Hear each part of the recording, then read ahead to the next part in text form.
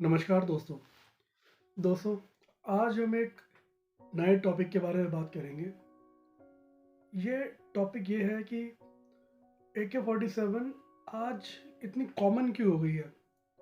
आप फिल्मों में देखो या किसी टेररिस्ट की फ़ोटो देखो या किसी आर्मी ऑफिसर की फ़ोटो देखो, हर एक के हाथ में आपको AK-47 या उसी का कोई वेरिएंट, जिसे लोग AKM भी कहते हैं, आपको दिखेगा।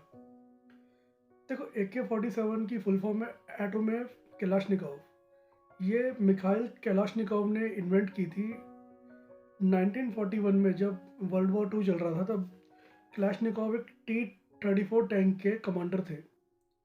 तो वहीं पे वो इंजर हो गए थे, जिस वजह से उनको एक फील्ड हॉस्पिटल में रखा गया था, जहाँ पे एक आर्मी मैन, उनका जो फेलो सोल्जर था, उसने बोला था कि हमारी जो गन्स है वो जर्मन गन्स की तरह इतनी अच्छी क्यों नहीं है, या जो हमारे हथियार हैं वो इतने ऑटोमेटिक क्यों नहीं है। क्योंकि उस टाइम रशियन वेपन्स के अंदर सर्दी होने के कारण कई बार वेपन जैम करता था। कोई लॉन्ग रेंज राइफल नहीं थी जो कि ऑटोमेटिक हो। अब बोल्ट एक्शन राइफल्स थी मोसिन के नाम से, या फिर PPSH नाम की सब मशीन गन थी, जिसके इवन मैगजीन को भी ऐसे होल्ड करना पड़ता था फायरिंग के टाइम पे। क्यों? क्योंकि मैगजीन लूज हो जाती थी। तो यही कंप्लेंट वहाँ पे सोल्जर्स ने उनसे करी कि गन कभी जाम हो जाती है, कभी प्रॉब्लम आ जाती है और जर्मन हमें ठोक जाते हैं। तो उस टाइम इस प्रॉब्लम को एड्रेस करते हुए मिखाइल क्लैशनिकोव ने एक गन बनानी स्टार्ट करी।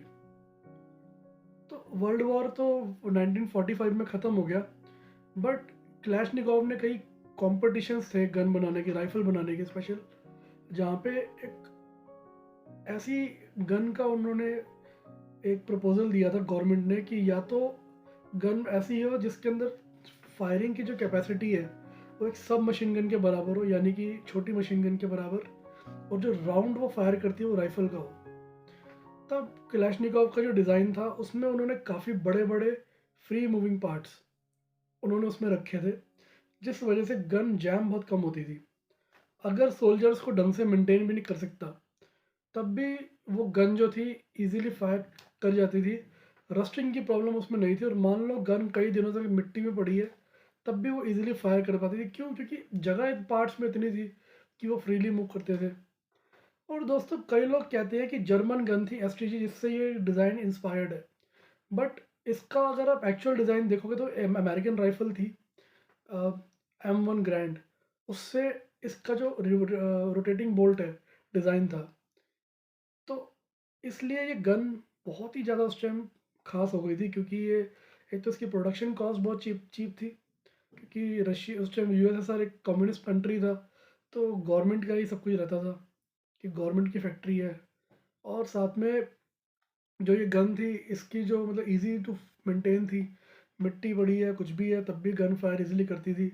और इस गन को इसकी एक्यूरेसी के लिए नहीं जाना जाता, इसको जानते हैं तो इसके ईज़ ऑफ यूज़ की वजह से, कि कोई भी इसको इजीली यूज़ कर सकता है, ज़्यादा ट्रेनिंग की आपको रिक्वायरमेंट नहीं। अगर आपने मेंटेन भी करनी है तो आप इजीली इसका स्प्रिंग साफ करो और इसे चलाओ, कोई प्रॉब्लम नहीं है। तो चाइना ने बाद में इसकी प्रोडक्शन स्टार्ट कर दी 1950s में। चाइना को USSR ने फ्री में लाइसेंस दिया कि आप इस गन को प्रोड्यूस करो।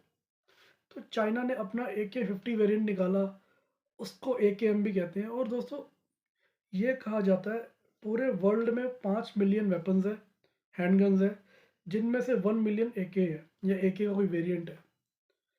तभी दोस्तों, इसकी चीप प्रोडक्शन की वजह से और मास अवेलेबिलिटी की वजह से ये गन्स इवन टेररिस्ट के हाथों में भी आ चुकी है आज। दोस्तों, अपने डेथ बेड में और कई बार क्लैशनिकोव ने ये बोला था कि मेरा जो इन्वेंशन है, इसको मैंने बनाया था कि मैं अपने देश के बॉर्डर्स की रखवाली करूँगा।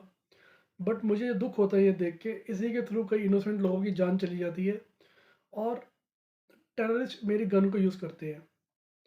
और ये भी कहते हैं कि उन्होंने कहा था कि इससे बढ़िया मैं एक लॉन मोवर, यानी घास काटने की मशीन बना लेता, जिसकी वजह से मेरा नाम हर एक फार्मर को याद रहता कि हाँ, ये क्लैशनिकोव का बनाया हुआ एक लैंड मोवर है। बाकी दोस्तों, हैरानी की बात यह है, क्लैशनिकोव को काफ़ी सम्मानित किया गया, बट उनको कभी 1 रुपये का भी इससे कोई फ़ायदा नहीं हुआ, या कोई रॉयल्टी नहीं दी गई उनको। क्यों?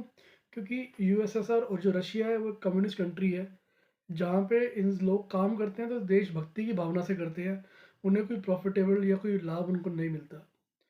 बाकी दोस्तों, वीडियो अच्छी लगी हो तो हमारे चैनल को सब्सक्राइब कीजिए और वीडियो को लाइक कीजिए। अगर ना पसंद आए तो डिसलाइक भी कर सकते हैं। कुछ इम्प्रूवमेंट्स हो या आप कोई और टॉपिक चाहते हो जिस पे हम वीडियो बनाएं, आप हमें कमेंट सेक्शन में बता सकते हैं। थैंक यू दोस्तों। Have a nice day.